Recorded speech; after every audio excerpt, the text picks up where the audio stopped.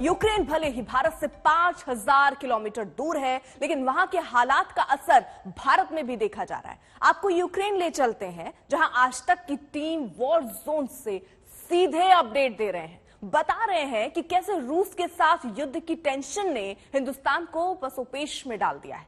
अब सवाल यह है कि अगर यूक्रेन और रूस में जंग हुई तो भारत रूस और अमेरिका में से किसे चुनेगा? 1, 2, 3, 4, 5, 6, 7।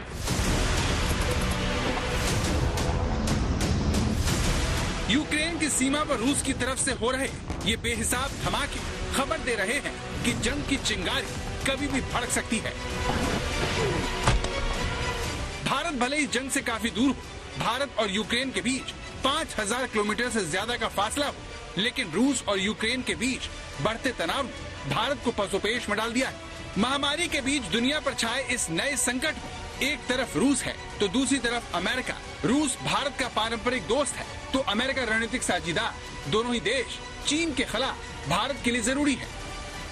इन सभी वेरिएबल्स के बीच भारत रूस मित्रता एक कांस्टेंट रही है।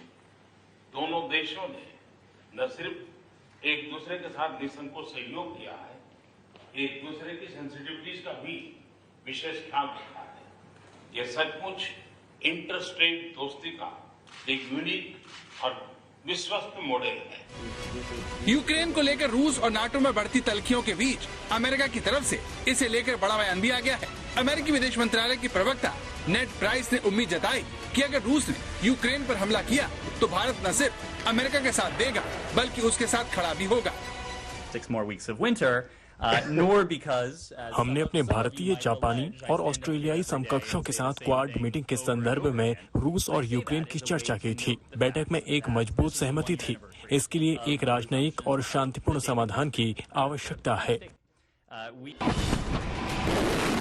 लेकिन सवाल ये है कि जिस रूस के रक्षा उपकरणों पर भारत दशकों तक निर्भर रहा है, क्या वो अमेरिका के पाले में खड़ा होकर पुतिन को नाराज करने का जोखिम उठा सकेगा? वो भी तब जब दोनों महाशक्तियों के नेता एक दूसरे को सीधे सीधे चुनौती दे रहे हैं।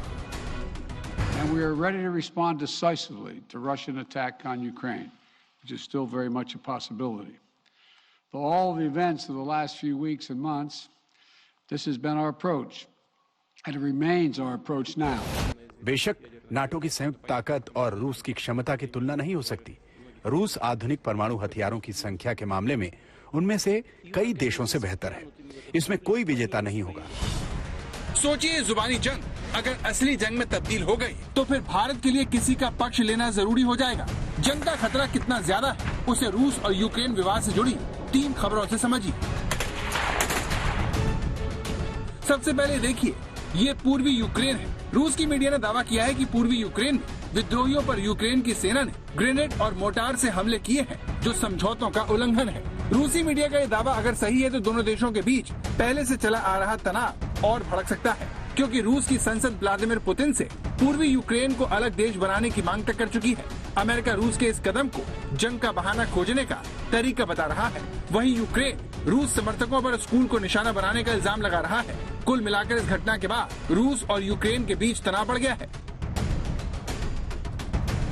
यूक्रेन के लुहांस्क और दोनेत्स्क राज्य रूस के करीब है। यहाँ पर रूसी बोलने वालों की बहुतायत है।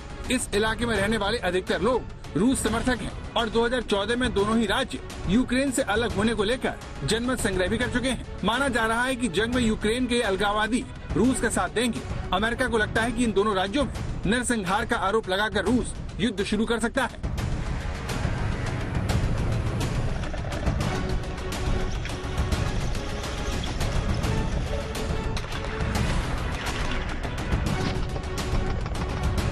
ऐसा करने के लिए उसे बहुत ज्यादा मेहनत करने की भी जरूरत नहीं है, क्योंकि यूक्रेन को वो पहले ही 3 तरफ से घेर चुका है।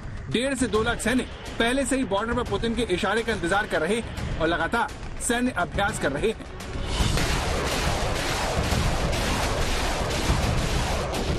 बेलारूस में रूसी सेना की तस्वीरें अमेरिका के इन दावों पर काफी हद तक मोहर भी लगाती हैं। ये रूस की सेना की ड्रिल की तस्वीर है। इस वीडियो में रूस की सेना रॉकेट लॉन्चर से हमले का अभ्यास कर रही है। यूक्रेन बॉर्डर पर रूस की तैयारियों का अब सैटेलाइट सबूत भी देख लीजिए। ये तस्वीर बेलारूस और यूक्रेन को जोड़ने वाली पर्याप्त नदी की है।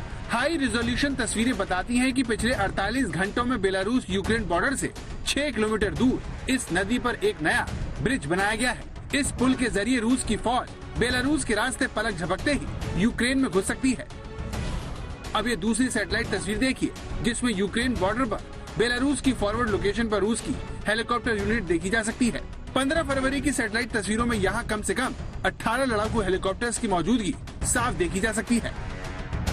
तीसरी सैटेलाइट तस्वीर यूक्रेन बॉर्डर पर ब्रेस्ट इलाके की है, जहाँ रूस की आर्टिलरी यूनिट की तैनाती कम होने के बजाय बढ़ गई है। यूक्रेन बॉर्डर पर एक नया और बड़ा फील्ड अस्पताल भी सैटेलाइट तस्वीरों में दिख रहा है। इन्हीं तस्वीरों के आधार पर नाटो और यूक्रेन लगातार दावा कर रहे हैं कि रूस के इरादे ठीक नहीं है। На превеликий жаль, підтвердити цю інформацію ми не можемо. सैनिकों की वापसी काफी नहीं है, हथियारों और सैन्य उपकरणों की भी वापसी होनी चाहिए। रूस हथियार और सैन्य उपकरण छोड़कर जा सकता है और फिर हो सकता है कि वो सेना भी वापस ले आए। हथियारों की वापसी बहुत जरूरी है क्योंकि वो उससे हमला कर सकते हैं। Що деескалація відбувається неможливо, тому що दूसरे विश्व युद्ध के बाद यूरोप में इतनी बड़ी जंग का खतरा मंडरा रहा है। जर्मनी से लेकर फ्रांस तक पुतिन को मनाने में जुटे हैं, लेकिन पुतिन है कि मानने को राजी नहीं। We do not see any sign of de-escalation on the ground. No withdrawals of troops or equipment. This may of course change. However, what we see today is that Russia maintains a massive invasion force ready to attack, with high-end capabilities from Crimea to Belarus.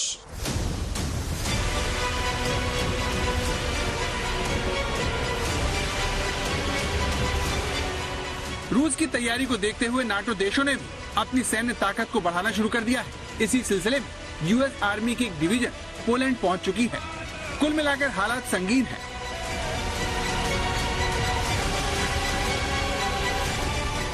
Ukraine की army भी रूस के हमले का जवाब देने के लिए कमर कस रही है।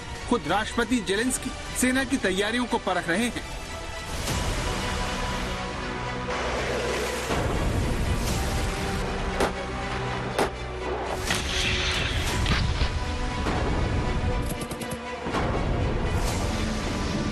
कुल मिलाकर हालात संगीन है। भारत के लिए मुश्किल बात यह है कि अगर जंग शुरू हुई तो भारत को भी अग्नि परीक्षा से गुजरना होगा।